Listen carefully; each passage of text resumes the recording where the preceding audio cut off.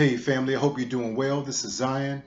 I just want to invite every one of you all and definitely share it with your friends, with your colleagues, your family members, those who have been affected by incarceration or those who have been indirectly affected by incarceration. There are very few people that we can actually come in contact with who has not known of anyone, whether they have been or not, that did not spend any time either in jail or in prison or somehow connected to the probation system to one degree or another, or have not graced the courts with their presence as it relates to parking tickets, etc., that is still breaking the law. But I really want you to go to my site, pinnacleoutreach.org. That's pinnacleoutreach.org. We're doing some phenomenal things.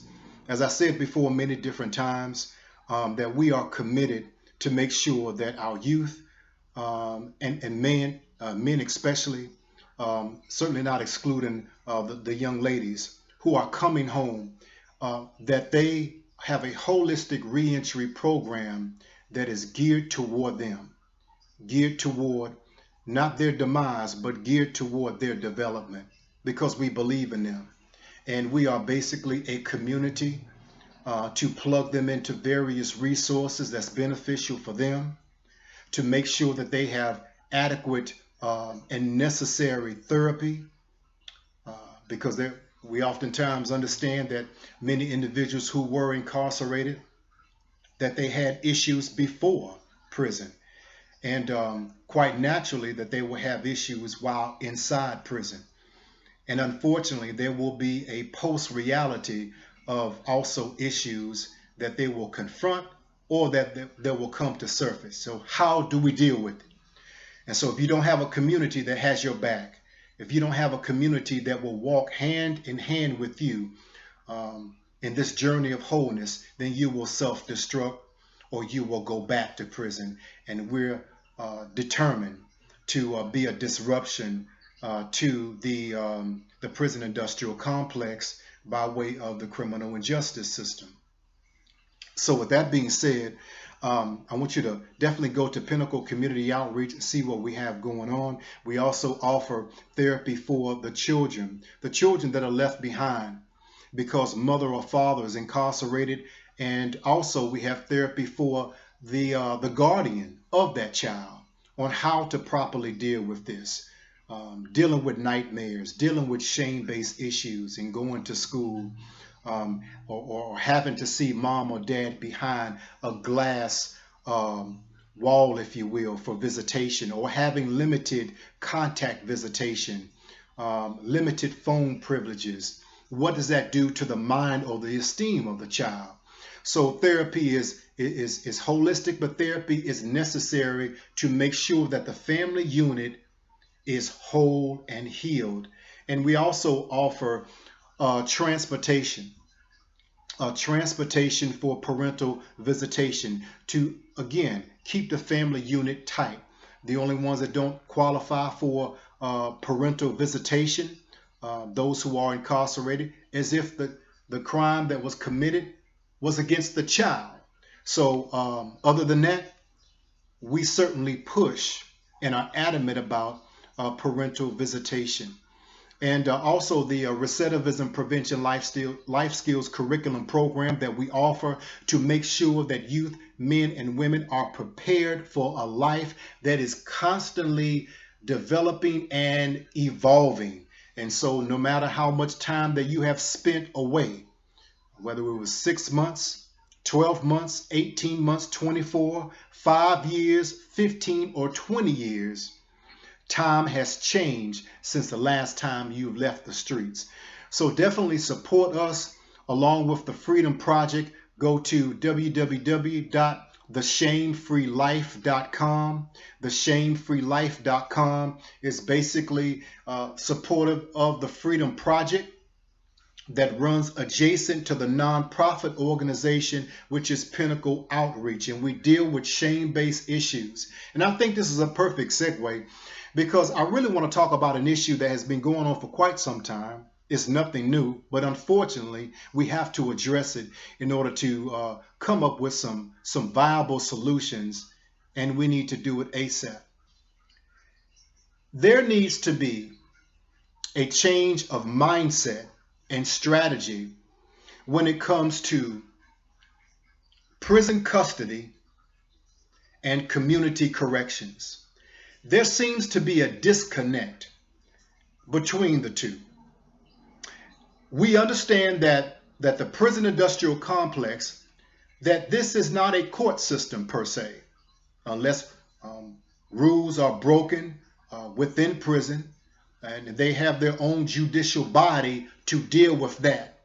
But when one is sentenced to prison or jail, that it is the obligation of the sheriff's department, if that is a jail sentence, or the Department of Correction, which is a state issue concerning state prison or federal prison, to house and to make sure that that individual remains in the custody of that system until they have met the requirements of exhausting their sentence. Then they are released. They are released into community corrections, which means probation officers and parole officers in that spectrum of a system. But it seems to be a disconnect between custody, prison custody or jail custody, and community corrections. And this disconnect is causing major issues to the one that is caught in the middle of it, which is the returning citizen. The objective should be that the returning citizen not returned back to custody to cost the taxpayers more money. But the agenda should be that we're going to make sure that you live a productive life outside of custody and to rebuild your life to be a model citizen. But when there is a disconnect between prison custody and community corrections, it makes it very challenging, and in many ways it makes it very difficult for the returning citizen to even have a chance in life to rebuild his or her life one brick at a time. Classic example. When there is no communication between the parole officer or probation officer, a housing complex, the place of employment, then you're going to have a disconnect, as well as the court systems. You're going to have a disconnect. I can't tell you how many times I have personally seen individuals that would receive 99 no's as it relates to a job.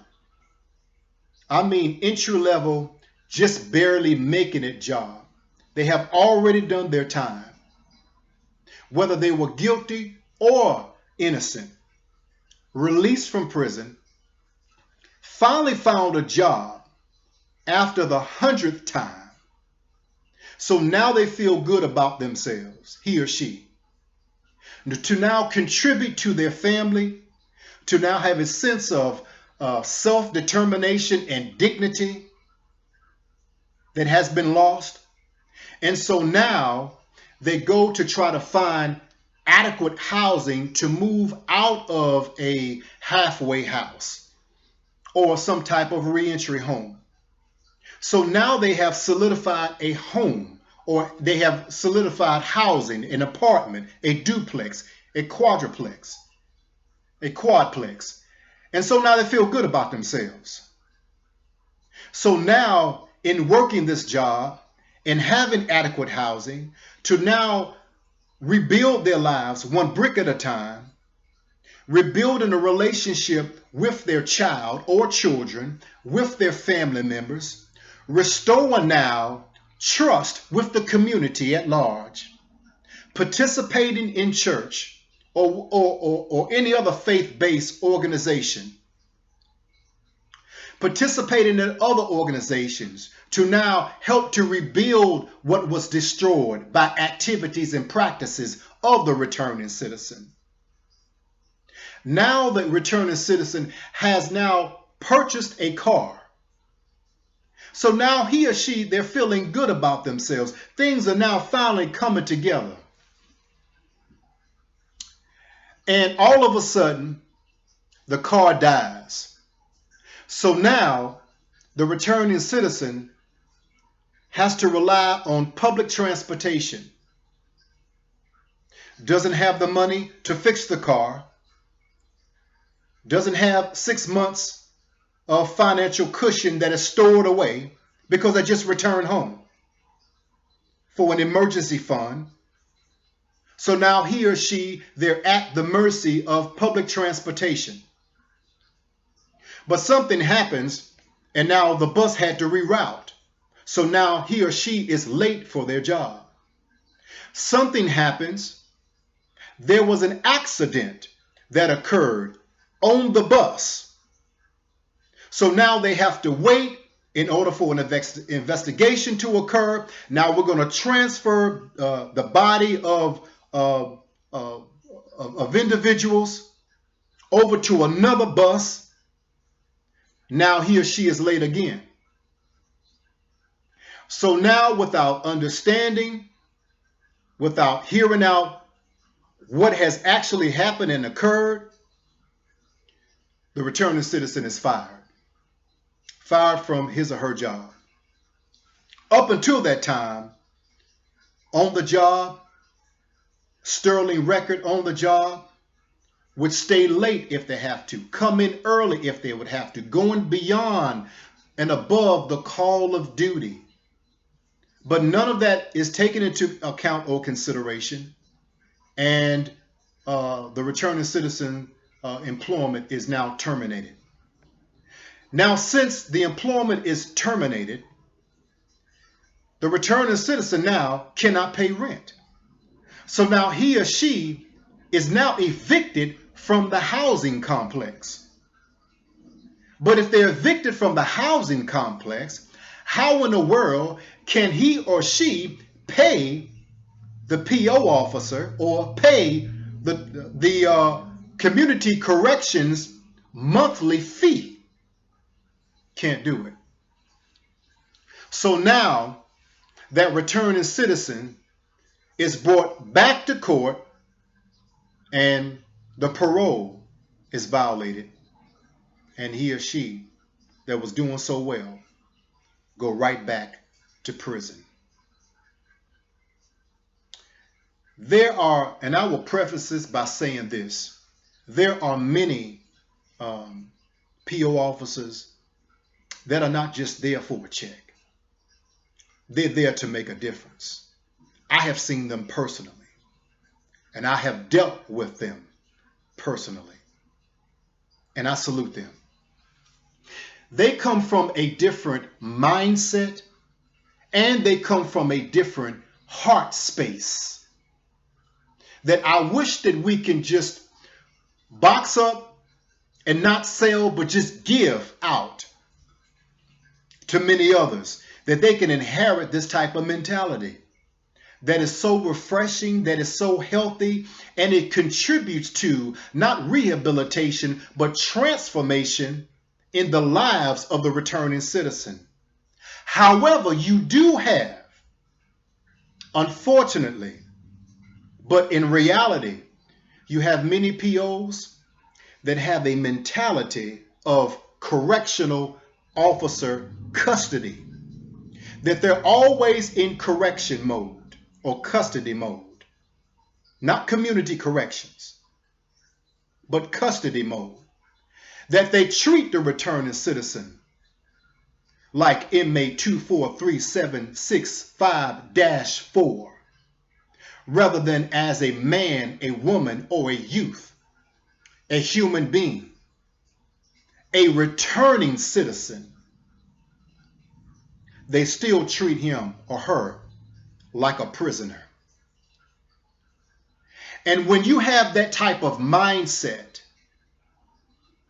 that stands between going back to court to face the judge and going back to prison, or having a level of understanding that I'm going to be an advocate for you as being your PO, and we're going to now talk to your employer or the owner of your company or supervisor.